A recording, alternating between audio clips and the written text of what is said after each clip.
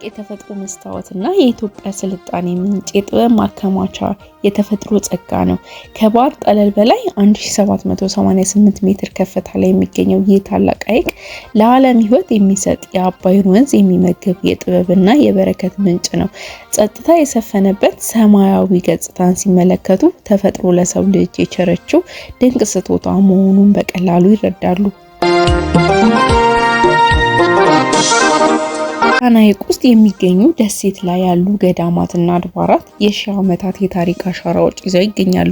ሆኖም እነዚህ ሀብቶች ከሃይማኖት ፋይዳቸው ባሻገር እንደ ታላቅ የታሪክና የአርኪኦሎጂ ምርምር ማዕከል አለመጠቀም ትልቅ ክፍተት ነው።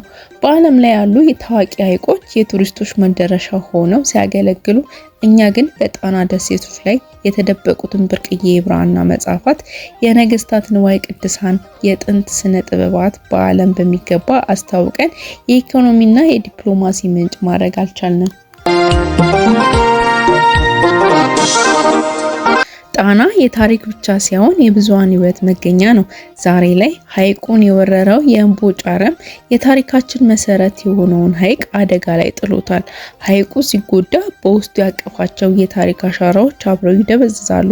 ይህ ታላቅ ሀብት ጠብቀን ለትውልድ ማስተላለፍ አለመቻላችን፣ በቸልተኝነት መመልከታችን የቁጭት ትልቅ ማሳያ ነው። ሐይቁ ላይ ተበታትነው የሚገኙ ከ30 በላይ የሚሆኑ ደሴቶች ታሪክና መንፈሳዊነትን በጥበብ የተሰሩባቸው ስፍራዎች ናቸው። በእነዚህ ደሴቶች ላይ የሚገኙ ጥንታዊ ገዳማት የዘመናትን እውቀት፣ ብርቅዬ ቅርጾች በክንፋቸው ስር ደብቀው ይዘዋል። ከነዚህም መካከል ውራ ኪዳነ ምሕረት በዛጌ ባህረ ገብ መሬት ላይ የሚገኝ ሲሆን በ14ኛው ክፍለ ዘመን እንደተመሰረተ ይነገራል። በውስጡም ባሉት ውብ የስዕል ጥበባትና የታሪክ ቅርጾች ይታወቃል።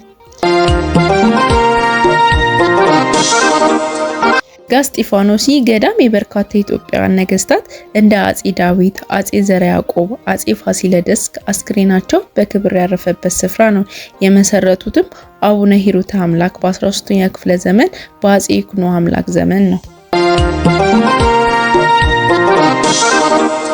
ጣና ቂርቆስ ገዳም በጣና ሐይቅ ውስጥ ካሉ እጅግ ጥንታዊ ስፍራዎች አንዱ ነው። የተመሰረተውም በታሪክ እንደሚናገረው ከክርስትና በፊት በብሉይ ኪዳን ጊዜ ጀምሮ የአምልኮ ስፍራ ነበረ። ጽላተ ሙሴም ለ800 ዓመታት እዚህ እንደቆየ ይታመናል። ክብርሃን ገብርኤል ይህ ገዳም ለወንዶች ብቻ የተፈቀደ ሲሆን እጅግ ጥንታዊ መጻሕፍትና የነገስታት ንዋየ ቅድሳትን ይዟል። የተመሰረተውም አቡነ ዘዮሐንስ በ14ኛ ክፍለ ዘመን በአጼ አምደ ጽዮን ዘመነ መንግስት ነው። ናርጋ ስላሴ ገዳም የጎንደር ዘመነ መንግስት የስነ ህንጻ ጥበብ የሚታይበት ውብ ዲዛይን ያለው ነው። የተመሰረተው እቴጌ ምንትዋብ በ18ኛ ክፍለ ዘመን በ1740 ዓመተ ምህረት አካባቢ ነው። ጣና የአባይ እናት ነው። ዓለም ስለ አባይ ሲያወራ ስለ ግብጽና ሱዳን ስልጣኔ በሰፊው ተነትናል።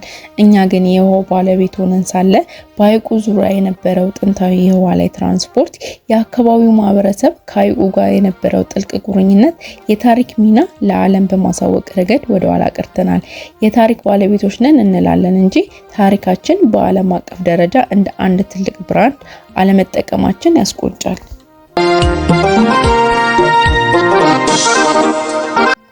ፀሐይ ስትጠልቅ የጣና ሐይቅ የሚለብሰውን ወርቃማ ቀለም ማየት በምድር ላይ ያለ ገነት የመጎብኘት ያህል ስሜት ይሰጣል። በሐይቁ ላይ በታንኳ የሚጓዙ ገበሬዎች፣ የአካባቢው ማህበረሰብ ከሐይቁ ጋር ያላቸው ቁርኝነት የሰው ልጅ በተፈጥሮ ጋር በሰላም መኖር እንደሚችል ትልቅ ምስክርነት ነው።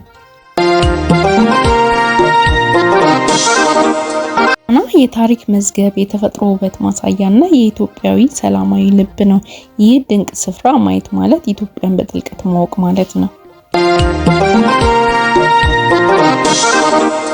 የጣና ሐይቅ ውበትና ሚስጥር የተጻፉ ልብ ወለዶች፣ የተሰሩ ፊልሞች፣ ጥንታዊ ታሪኮች የሚያሳዩ ዘጋቢ ፊልሞች በጣም ጥቂት ናቸው።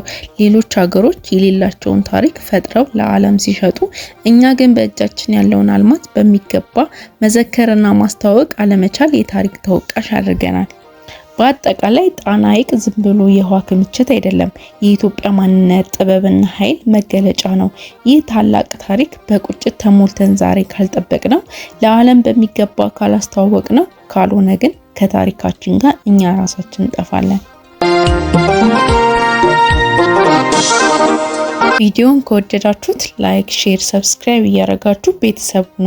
በቀጣይ ቪዲዮ እስከምንገናኝ ሰላማችሁ ይብዛ እያልኩኝ ለዛሬ በዚያ አበቃሁ።